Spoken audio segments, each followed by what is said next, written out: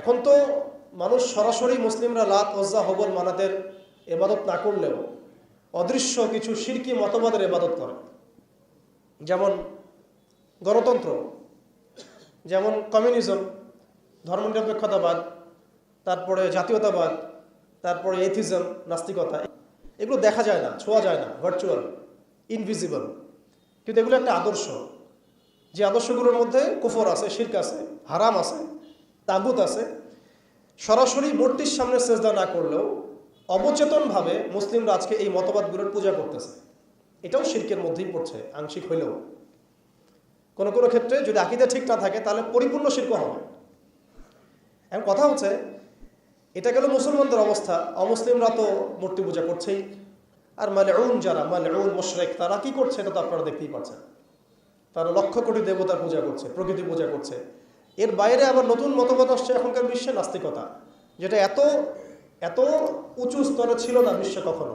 এই নাস্তিকতা দিন দিন এটা বাড়ছে আর বাড়ছে, বাড়ছে আর বাড়ছে। মানুষকে আল্লাহর দাসত্ব থেকে বের করে অন্য কোনো সত্তার দাসত্বের দিকে তারা নিয়ে যাওয়ার চেষ্টা করছে নাস্তিকতার আদলে। এখন যাই হোক, ওই জাহালাতগুলো এখন দূর হয় নাই, বরং বহু উঁচু স্তরে এটা সমাজে ছড়িয়ে পড়েছে আরো। কারণ সেই স্বর্ণযুগ থেকে আমরা বের হয়ে আসছি, সেই স্বর্ণযুগ আমাদের এখন তো নাই।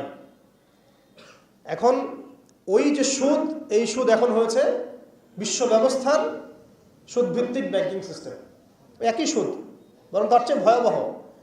90% মুসলিম সুদের সাথে সম্পৃক্ত, অলমোস্ট। হিসেব করে দেখেন আপনারা। থাকতে হবেই ওয়ার্ল্ড ব্যাংকের আন্ডারে, IMF এর আন্ডারে, ফেডারেল রিজার্ভ ব্যাংকের আন্ডারে। তো অনেক গভীর বিষয়গুলো। মূল কথা হচ্ছে ওই সুদভিত্তিক অর্থ ব্যবস্থা এখন পর্যন্ত যায় নাই, বরং এখন ওয়ার্ল্ড ওয়াইড এটাকে আমরা বলি গ্লোবালাইজেশন হয়েছে। মাদক, সেটা কি থেমে গেছে? আইয়ামে জাহিলিয়াতের মাদক এখন বরং আরো উঁচু স্তরে আছে। কোন মুসলিম কান্ট্রি আছে যেটা মাদক মুক্ত? আরবের মধ্যেও দেখবেন মানুষ ওপেনে মাদক খাচ্ছে এখন, আরবের মধ্যেই। যারা গিয়েছেন, যাওয়া আসা করেন, তা তো দেখেনি। মাদক থেকে কে মুক্ত? কোন কোন ন্যাশনটা মুক্ত মুসলিমদের মধ্যে? বরং ইসলামিক কান্ট্রিগুলোতে মদকে সংবিধান দিয়ে হালাল করা হয়েছে। ইসলামিক কান্ট্রিগুলো বলি আমরা, যে তথাকথিত ইসলামিক কান্ট্রি, বাংলাদেশকে তো অনেক ইসলামিক কান্ট্রি মনে করে আর কি, ঠিক আছে? পাকিস্তানকে ইসলামিক কান্ট্রি মনে করে, ইরানকে ইসলামিক কান্ট্রি মনে করে, ঠিক আছে? জর্ডানকে ইসলামিক কান্ট্রি মনে করে, লেবাননকে ইসলামিক কান্ট্রি মনে করে। ইসলামিক কান্ট্রি আর ইসলামিক স্টেট এগুলো এক না বিষয়। মুসলিম সংখ্যাগরিষ্ঠ থাকলেই একটা রাষ্ট্র ইসলামিক স্টেট হয় না, হয় না।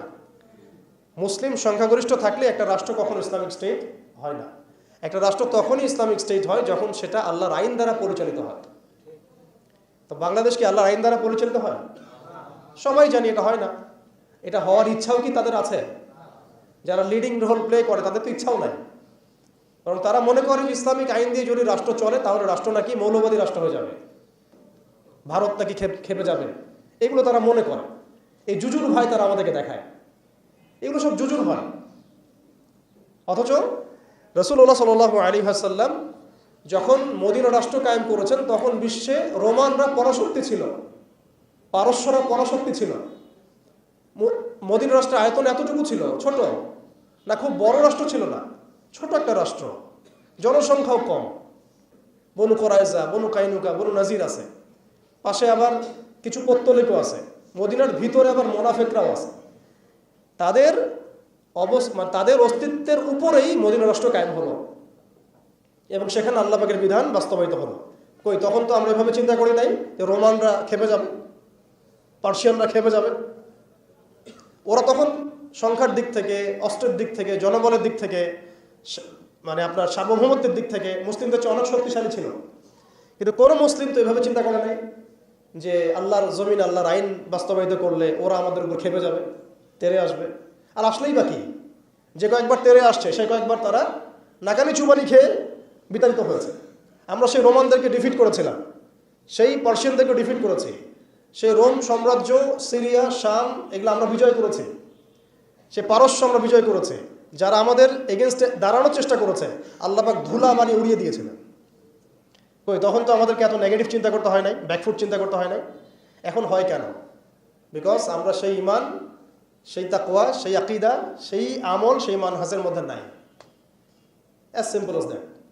আমরা এখন সেই অবস্থায় নাই, ইমানের দিক থেকে, আমলের দিক থেকে, তাসকিয়ার দিক থেকে, জামার দিক থেকে, সবচেয়ে বড় কথা হচ্ছে দিন পালনের দিক থেকে আর কি, দিন বোঝা এবং পালন করার দিক থেকে আমরা ওই জায়গায় নাই। আমরা দেখুন দিন পালন করছি আংশিক, যতটুকু আমার পক্ষে পসিবল হচ্ছে আংশিক, বুফের মতো আমরা মনে করছি, যেটা ইচ্ছা নিব যেটা ইচ্ছা নিব না। দিন তো বুফে না। উদখুলু ফিস সিলমি কাফা মানে হচ্ছে দিনে আমাকে পরিপূর্ণরূপে প্রবেশ করতে হবে।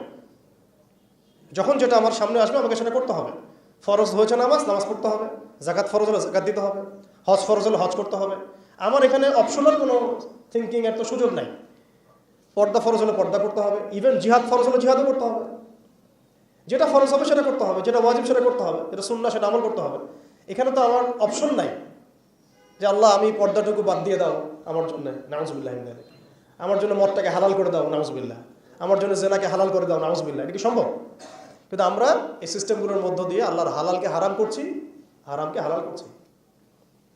তো আমি বলছিলাম ওই জাহালাতের এই না সুদভিত্তিক সিস্টেম দূর হয়েছে, আর না সেই মাদক দূর হয়েছে, আর না সেই শিরক দূর হয়েছে, আর না গোত্রীয় হানাহানি দূর হয়েছে।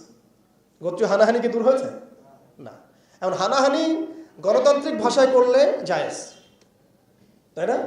গণতান্ত্রিক লেভেল দিয়ে হানাহানি, মারামারি, কাটাকাটি, মিছিল, মিটিং, শোডাউন, রাস্তায় কোপাকুপি সব জায়েজ। কিন্তু ইসলামের পরিভাষায় যদি আমরা জিহাদ ফি সাবিলিল্লাহ বলি তাহলে আটকে উঠে বাপরে বাপ কি অবস্থা, তাহলে মৌলবাদী জঙ্গি সন্ত্রাস। ছাত্ররা যা করেছিল জুলাইয়ে, এই কাজটার 10%ও যদি দাড়িটুপি ওয়ালারা করতো তাহলে মনে হয় বাংলাদেশেও সব মসজিদ সিলগালা মেরে দিত, সব মাদ্রাসা সিলগালা করে দিত, তাই না? মানে গণতান্ত্রিক পরিভাষায় এই ফিতনাগুলো জায়েজ, তাই না? ফিতনা মানে পরীক্ষা, ফিতনা মানে শব্দ কি? পরীক্ষা। এই পরীক্ষাই তো আমরা। কিন্তু ইসলামিক পরিভাষা যদি আমরা ইবাদত বলি, ইসলামিক পরিভাষা একটা ইবাদত, সেটা নাজায়েজ হয়ে যাচ্ছে। আর গণতান্ত্রিক পরিভাষায় তথাকথিত এই গণতান্ত্রিক রাষ্ট্রে এবং গণতান্ত্রিক এই বিশ্বে এগুলোকে তারা জায়েজ করে নিয়েছে। তো এগুলো তাহলে এই তন্ত্রমন্ত্রগুলোকে আমরা বলি এখনকার জামানার দেবতা, যেগুলোর পূজা ওরা করতেছে। ওই জামানায় যেমন লাত, উজ্জা, হবল, মানাতের ইবাদত হতো, এখন ঠিক এই তন্ত্রমন্ত্রগুলোর ইবাদত, দাসত্ব, পূজা হচ্ছে এবং সেগুলো আমাদেরকে গেলানো হচ্ছে। আমরা যেন এগুলো হজম করি, গিলি, অথচ এগুলো আমাদেরকে ধ্বংস করার জন্যই তারা সৃষ্টি করেছিল। আমাদের চোখ এখনো সবার খোলে নাই। এই সিস্টেমগুলো আমাদেরকে কখনোই সেই হারানো ঐতিহ্য ফিরাই দেবে না। এই সিস্টেমগুলোর মধ্য দিয়েও কখনো ইসলাম কায়েম করা সম্ভব নয়। আপনারা আরো 100 বছর ট্রাই করেন, 100 বছর পরে হলেও বুঝবেন। যদি হতো 100 বছর আগেই হইতো। আরো 100 বছর ট্রাই করেন, তারপরেও যদি আক্কেল হয়। এই সিস্টেমগুলো তৈরি করা হয়েছে আমাদেরকে ওদের দাস বানানোর জন্য। এখানে আসেন, আমি যে কথাটা বলতে যাচ্ছিলাম যে সিরাতের আদলে নবী সাল্লাল্লাহু আলাইহি ওয়াসাল্লাম এইভাবে দাওয়াতের কাজ করার পরে সবর করে, ধৈর্য ধরে, প্রয়োজনে হিজরত করে, তারপরে আবার মদিনা রাষ্ট্র কায়েম করেছেন। তারপরে দাওয়াতের সাথে সাথে জিহাদ, কিতাল, এগুলোর মধ্য দিয়ে তিনি পুরা মক্কা বিজয় করলেন এবং মক্কা বিজয়ে এই যে ভিত্তি, এর উপর দাঁড়িয়ে পুরা আরব বিজয় হলো এবং এই ভিত্তির উপর দাঁড়ায় 4 খলিফা 30 বছর শাসন করলেন, তাই না? তখন কি ইসলাম এরকম সংকুচিত অবস্থায় ছিল, দুর্বল অবস্থায় ছিল? মোটেই না। বরং একেবারে স্পেন থেকে এদিকে চায়না পর্যন্ত, এইদিকে আফ্রিকা থেকে নিয়ে পুরো সিন্ধু পর্যন্ত এই পুরো জায়গাটা আমাদের ছিল। সুবহানাল্লাহ। চিন্তা করা যায়? চিন্তা করছেন একবার যে উমর রাদিয়াল্লাহু আনহু একটা এই খেজুরের বানানো মসজিদে বসে আছেন? ভাবা যায়? এই মাটির মধ্যে তিনি শুয়ে আছেন। রোমান সম্রাটের একজন দূত এসে দেখলো তিনি মাটিতে শুয়ে আছেন, দুপুরবেলা রেস্ট নিচ্ছেন। আর তার বাহিনী এইদিকে পৌঁছে গেছে একেবারে শাম পর্যন্ত, এদিকে পৌঁছে গেছে পারস্য পর্যন্ত। ভাবা যায় এগুলা? ওসমান রাদিয়াল্লাহু আনহুর সময় একদম সাইপ্রাস দ্বীপপুঞ্জ থেকে শুরু করে বাকি সব বিজয় হয়েছে। উমাইয়াদের সময় দেখা গেছে একদম স্পেন থেকে নিয়ে এদিকে চায়না পর্যন্ত, আর বললো আফ্রিকা থেকে নিয়ে সিন্ধু পর্যন্ত বিজয় হয়েছে। আব্বাসীয়দের সময় হয়েছে। এইভাবে প্রায় 1250 বছর আমরা ওয়ার্ল্ডকে শাসন করছি। তখন একটা মুসলিম নারীর দিকে চোখ তুলে তাকানোর জরুরত কেউ করতো না। একটা মুসলিম ভাইকে অন্যায়ভাবে হত্যা করবে সাহসী কারো ছিল না, গায়ে টোকা দিবে সাহসী ছিল না। আজকে আমাদের চোখের সামনে বিগত 100 বছরে আমার তো মনে হয় মিনিমাম 10 কোটি মুসলমানকে হত্যা করা হয়েছে। মিনিমাম 10 কোটি মুসলমানকে হত্যা করা হয়েছে বিগত এই 100 বছরে। মুসলিমদেরকে মারার জন্য ভারতে নতুন নতুন পায়তারা চলতেছে। এখন আমাদের এই ভাইরা তো বদ্ধ একটা জায়গায়। আপনারাই বলেন তারা কি করবে এখন? তারা মিশন নিছে, রাষ্ট্রীয়ভাবে মিশন নিছে মুসলিম নিধনের। এখন এই ভাইদের কোনো রাষ্ট্র নাই, কোনো জামায়া নাই, কোনো আমির নাই, কোনো এদাদ নাই, কোনো জিহাদের কোনো মানে ওখানে অবস্থাই নাই করার মতো তাদের, তাই না? ভিতরে কথা বলছি আমি, কাশ্মীরের কথা বলছি না। তাহলে এই ভাইরা এখন কি করবে? এই যে অবস্থা, এই অবস্থা কি মনে করছেন আমাদেরকে প্রভাবিত করবে না? অভ্যন্তরীণভাবে এখানে বাংলাদেশে আমরা বেশিরভাগ মুসলিম হলেও আমাদের আশেপাশে চতুর্দিকে ঘোরাফেরা করতেছে কুফফাররা, চতুর্দিকে ঘোরাফেরা করতেছে। আপনি কাকে বিশ্বাস করবেন? চায়নাকে বিশ্বাস করবেন? ভারতকে বিশ্বাস করবেন? নেপাল ভুটানকে বিশ্বাস করবেন? না মায়ানমারকে বিশ্বাস করবেন? আপনি যাবেন কোন দিকে? আমাদের প্রস্তুতিটা কি? আমাদের প্রিপারেশন কি? রাষ্ট্র কি প্রিপারেশন নিচ্ছে? আমার কথা হচ্ছে রাষ্ট্র নাকি যুদ্ধ করে? সবাই বলেন একটা কথা না, রাষ্ট্রের অধীনে যুদ্ধ। তো রাষ্ট্র কি প্রিপারেশন নিচ্ছে? রাষ্ট্রের সেই ফিকির আছে কিনা? রাষ্ট্রের তো এই ফিকিরটুকু নাই যে রাষ্ট্রের মধ্যে ইসলামিক আইনগুলো বাস্তবায়িত হোক। এইটুকু ফিকির নাই তো আপনাদের। যারা ইলেকশন নির্বাচন গণতন্ত্র এগুলো করতেছেন, কার ফিকির আছে? আল্লাহর কসম করে বুকে হাত দিয়ে বলেন তো কার ফিকির আছে ক্ষমতায় গিয়ে আপনি আল্লাহর আইন বাস্তবায়ন করবেন? ইসলামপন্থী ভাইদের কথা বাদ দিচ্ছি, ইসলামপন্থী ভাইদের কথা বাদ দিলাম, আমি সেকুলারদের কথা বলছি, ডেমোক্রেটিকদের কথা বলছি। কারণ রাষ্ট্র চলে আসছে এইভাবেই। আর যারা ফিকির করছেন ইসলাম নিয়ে আমি যাব, ওখানে গিয়ে এটা করবো, এটা আপনি ডেমোক্রেটিক সিস্টেমে করতে পারবেন না। আপনাকে সিস্টেমটা সরাই ফেলতে হবে। গণতন্ত্র বলে কোনো শব্দই রাখা যাবে না, তারপরে শরিয়া কায়েম করতে পারবেন। শরিয়া আর গণতন্ত্র একসাথে থাকতে পারে না। শরিয়া, গণতন্ত্র, ধর্মনিরপেক্ষতাবাদ, কমিউনিজম এগুলো একসাথে থাকতে পারে না। একটা বোতল, এর মধ্যে আছে আপনার বিষ, এখানে আপনি দুধ খেতে পারবেন না। একটা বোতল, এখানে আছে বিষ, আপনি এটাকে 1000 বার ধুইতে হবে, ধোয়ার পরে আপনি দুধ ঢালতে পারবেন, খাওয়ার রিস্ক নিতে পারবেন, তাও খাবেন কিনা সন্দেহ আছে। আর এগুলো হচ্ছে মারাত্মক শিরকের বিষ। আমাদের হচ্ছে বড় কান্ট্রি আছে একটা তুরস্ক, একটা ইসলামিক ল বাস্তবায়ন করছে কিনা দেখায়। বড় একটা কান্ট্রি আছে মিশর, দেখায় না আমাকে একটা ইসলামিক ল বাস্তবায়ন করতে পারছে কিনা। তিউনিসিয়া পারছে কিনা, আজারবাইজান পারছে কিনা, মরক্কো পারছে কিনা, ইথিওপিয়া পারছে কিনা? আপনারা বলেন পারছে কি? ইয়েমেন পারছে কিনা, জর্ডান পারছে কিনা, লেবানন পারছে কিনা? পারে নাই। আফগানিস্তান পারছে কেন? আফগানিস্তান পারছে কেন? কারণ তারা সিস্টেমগুলোকে সরাই দিছে। এটাই শরিয়া কায়েম করার রাস্তা, আর কোনো রাস্তা নাই। আপনি যতই তন্ত্রমন্ত্রের ধার ধারেন না কেন, আপনি কখনোই সফল হতে পারবেন না। লিখে নেন, কাজ করতে থাকেন, দেখেন। ফান্তাজিরু ওয়া ইন্না মাআকুম মিনাল মুনতাজিরিন। কোনো সমস্যা নাই। আফগান পারছে এই কারণেই, কারণ আমাদের তন্ত্রমন্ত্রের গোলক ধাঁধায় পড়ে নাই। তারা সিরাতের রাস্তায় হাঁটছে। ওকে, আমাদের সাথে লড়বা, আমরা তোমাদের সাথে লড়বো। ঠিক আছে, হয় তোমরা থাকবে, না হলে আমরা থাকবো। হয় তাওহীদ থাকবে, না হলে শিরক থাকবে। হয় শরিয়া থাকবে, না হলে তোমাদের তন্ত্রমন্ত্র থাকবে। এই লড়াই যখন হইতে এক পর্যায়ে 20 বছর সময় লাগলেও সেটা আজকে বাস্তবায়ন হয়েছে। যেটা আপনার আমার অঞ্চলে 100 বছরও হয় নাই, 50 বছরও হয় নাই। এরপরেও আল্লাহ পাক আমাদেরকে চোখের সামনে কিন্তু মিসাল দেখাই দিয়েছেন, তারপরেও আমাদের মধ্যে বোধোদয় হচ্ছে না। আমরা বুঝতে পারছি না যে কোন পথে হাঁটবো। দেশের যত সমস্যা দেখবেন, মিডিয়া যান, মিডিয়ায় গেলে মনে হবে দেশের সমস্ত সমস্যার হালত এবং সমাধান হচ্ছে একটা বিষয়, মিডিয়ার ভাষায়। মিডিয়ায় ঢোকেন, দেখেন কি হচ্ছে, অনেক প্রবলেম দেশের মধ্যে, সংস্কার এইটা সেটা অনেক কিছু হচ্ছে। ভাবখানা এমন যে সব কিছু থেকে উদ্ধার করবে আমাকে একটা শব্দ, তার নাম নির্বাচন। তার নাম মানে নির্বাচন হলেই সব সমাধান হয়ে যাবে। এটা আমাদের আকীদা, আমাদের চিন্তা এরকম ভাই। একটা মুদির দোকানদারকে জিজ্ঞাসা করেন, সেও এই কথাই বলবে। আবার বুদ্ধিজীবীকে জিজ্ঞাসা করেন, সেও এই কথাই বলতেছে। টকশোতে বসে সেও এই কথা বলতেছে। এমপিকে বলেন, সেও এই কথা বলতেছে। মানে পুরো অবচেতন দাসত্ব, অবচেতন ইবাদত। দেখেন আমাদের অবচেতন মনে আমরা ইবাদত করে ফেলছি গণতন্ত্রের, ওদের তন্ত্রমন্ত্রগুলার। ইলেকশন দিলে সব সমাধান হয়ে যাবে? কোন পদ্ধতিতে আপনি দিবেন? দেওয়ার পরে কি হবে? মূলনীতি কি থাকবে? সংবিধান কি থাকবে? সংস্কারগুলো কি কি হবে? আপনি কি আল্লাহর জমিন, আল্লাহর দিন কায়েমের দিকে আসবেন কি না? এখানে তো অনেক কথা আছে। এগুলোকে সলিউশন না করে XYZ যেই আসুক, আপনি আমাকে বসায় দিলে আমি কিছুই করতে পারবো না। সিম্পল। আমাকে বসায় দেন, আমি কিছুই করতে পারবো না।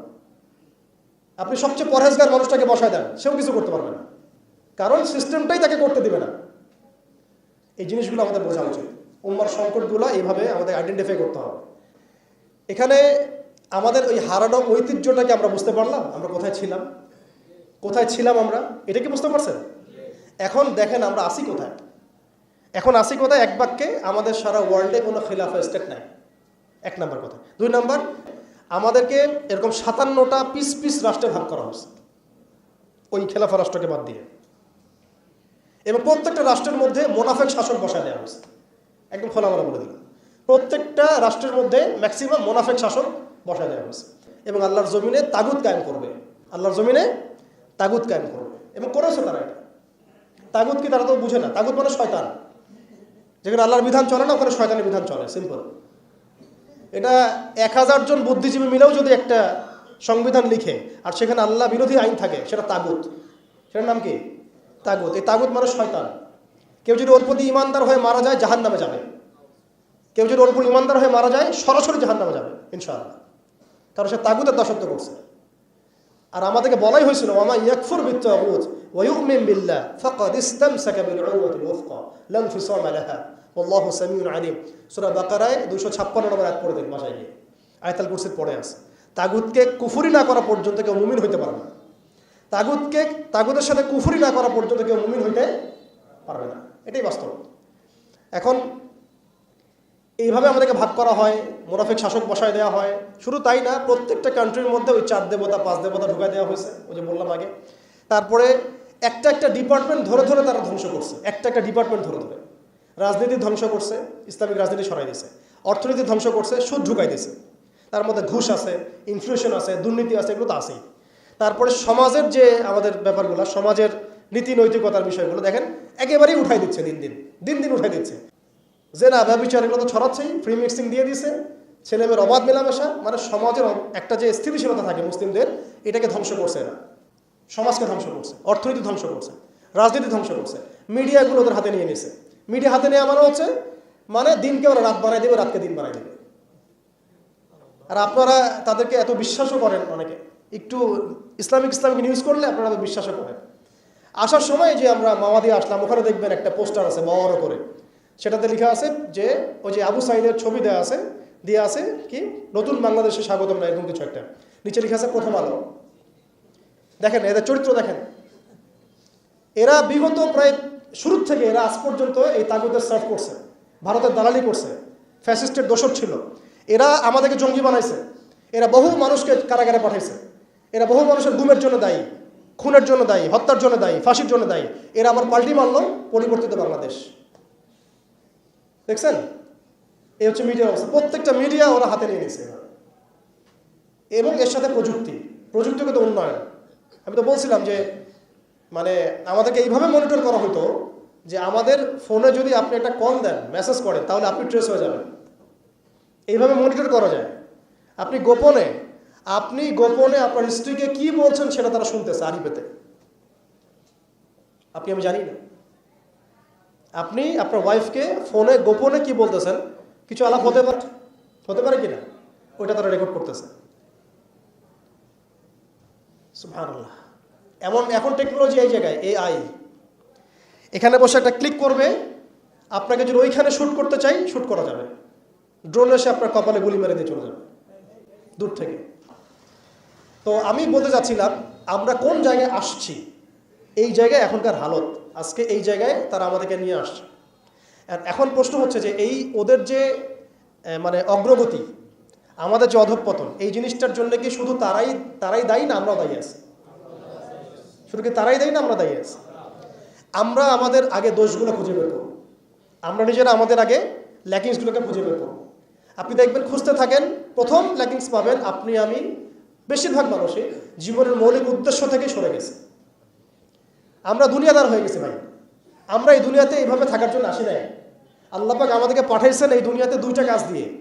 একটা হচ্ছে আল্লাহর ইবাদত করতে হবে এবং তার জমিনে দিন কায়েম করতে হবে। এখানে আমি অন্য কোনো উদ্দেশ্যে আসি নাই, আমরা মুসাফির এখানে সবাই। আল্লাহ পাক বলেছেন ওয়া মা খালাকতুল জিন্না ওয়াল ইনসা ইল্লা লিয়াবুদুন, আর ইন তানসুরুল্লাহ ইয়ানসুরকুম ওয়া ইউসাব্বিত আকদামাকুম ওয়ালা তামুতুন্না ইল্লা ওয়া আনতুম মুসলিমুন। কতগুলো আয়াত আছে। ইন্নাল্লাহা লা ইউগাইয়িরু মা বিকওমিন হাত্তা ইউগাইয়িরু মা বিআনফুসিহিম। আয়াতের পর আয়াত বলা যাবে আমাদেরকে এই দুনিয়াতে পাঠানো হয়েছে দুইটা কাজ। আমাদেরকে আল্লাহর ইবাদত করতে হবে এবং আল্লাহর জমিনে তার দিন কায়েম করতে হবে। এটা আমাদের কাজ, বাকি সব কিছু গৌণ, এগুলো মুখ্য কাজ, মেইন। এবং আমাদেরকে দিন দেয়া হয়েছে কেন? হুয়াল্লাযী আরসালা রাসূলাহু বিল হুদা ওয়া দীনিল হক লিইয়ুযহিরাহু আলা দীনি কুল্লি। এই দিনটা আল্লাহ পাক দিয়েছেন এই কারণেই যাতে এই দিন অন্য সমস্ত দিনের উপর জয়লাভ করে। তো জয়লাভ কখন করবে? যখন আমরা ফিকির করবো তখন। এটা কি আবরাহার যুগ যে আবাবিল পাখি এসে পাথর ছুড়বে? বলেন, এখন পাথর আপনাকে আমাকে ছুটতে হবে? এটা তো আবরাহার যুগ না। নবী সাল্লাল্লাহু আলাইহি ওয়াসাল্লাম শুধু দোয়া দিয়েই কি সব হয়েছে? দোয়ার সাথে চেষ্টা করেন নাই তিনি? এমনকি বদর যুদ্ধের দিনও তিনি কূপ দখল করলেন, ভালো জায়গাটাতে শিবির গাড়লেন, সৈন্য বিন্যাস করলেন। সব কিছু যখন ঠিকঠাক মতো হয়ে গেল, তারপরে বৃষ্টি আসলো আল্লাহর পক্ষ থেকে, তিনি দোয়া করা শুরু করলেন। এই দোয়ায় আল্লাহ পাক ফেরেশতা নাজিল করলেন। তাহলে কি আমাদের কাছে একমুখী না সব কিছু করতে হবে? এখন আমাদেরকে এই ল্যাকিংসগুলোকে খুঁজে বের করতে হবে। আমাদের ল্যাকিংস কোথায়? এই ইমানের দুর্বলতা, জীবনের উদ্দেশ্যে দুর্বলতা। আমরা দুনিয়াদার হয়ে গেছি, ভোগবিলাসী হয়ে গেছি, আমরা আমাদের ঐতিহ্য ভুলে গেছি, আমাদের শেকড় ভুলে গেছি, আমলে ঘাটতি হয়ে গেছে, হারামখোর হয়ে গেছি, আমরা জেনাকার হয়ে গেছি, আমরা ফ্রি মিক্সিং করতেছি, পরকীয়া করতেছি, ঘুষ খাচ্ছি, দুর্নীতি করতেছি, সুদ খাচ্ছি, আমরা করতেছি এগুলা। আমাদের ল্যাকিংসগুলোকে আমাদেরকে দূর করতে হবে। ইলমের ঘাটতি হচ্ছে, আমলের ঘাটতি হচ্ছে, আলেমদের সাথে সহবত নাই, তাজকিয়া নাই, পড়াশোনা নাই। কি করতেছি ভাই আমরা? আসলে কি জন্য আসছি আর কি করতেছি? এইখান থেকে ভবিষ্যৎটা হচ্ছে এই যে ইনশাআল্লাহ এই দিন বিজয় লাভ করবেই, এটা লেখা হয়ে গেছে।